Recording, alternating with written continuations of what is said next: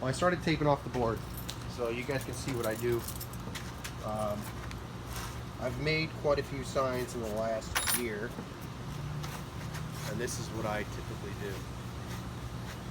So I cleaned up the board. You can see the board there. I tape it. I overlap my seam maybe like an eighth. If you don't overlap your seams, you're gonna see it. So you might as well overlap. Like we're in that one. Overlap the seam.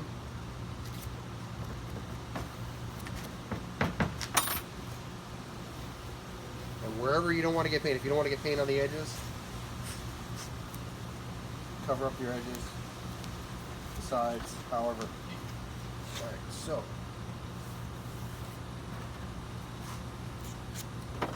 I normally use the green tape, but I couldn't find my roll.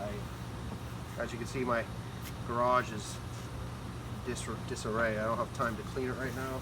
I'm constantly doing projects, so it's like one day I'm fixing a pool pump, the next day I'm making a sign for somebody, or I'm hanging blinds, or doing brick paver, sidewalk for somebody, stuff like that. But I prefer this kind of stuff.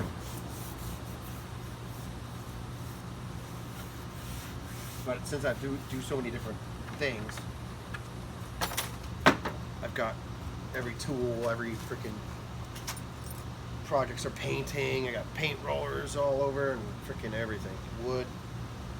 Anyway, let's get back to this. It's nicely taped out. So what I do, and I can't do it right now because my phone is recording, is what I'll do is I'll take this tape, which happens to be almost the right width. It depends on the size of the letter you do. So I'm doing Let's Cook. I got to figure how it's written again. I got to look at the logo, but it's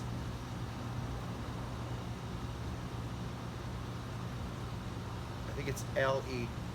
No, it's got the square. It's got a square, but I'll make a template. So what I do is I'll look on my phone. I'll zoom in on the logo. This would be easier on a computer screen. If I went in and did it on the computer, it'd probably be easier for me to make it larger. But what I'll do is I'll do the L-E, whatever I can get. I'll get the letter L. I'll get the letter E, and then so on and so on throughout the whole thing. I'll put my tape on my phone. I'll stick this to the glass on my phone with it backlit. I'll trace out the L, and then I'll trace it all out. I'll tape it on here, and that way I'll have 2 layers of tape wherever I'm at, but I'll tape it on here. But I want to protect the whole piece of wood, so that's why I did it this way. So I'll tape it on here, the letters in the pattern, take my razor blade, cut it all out, peel the tape out, and then paint where I've removed the tape. Now you could do it reversed, where you cut it, you leave the letters in place, and then peel all this tape off. You could do it right here, just however you wanted to do it. I like doing the stencil because it comes out better.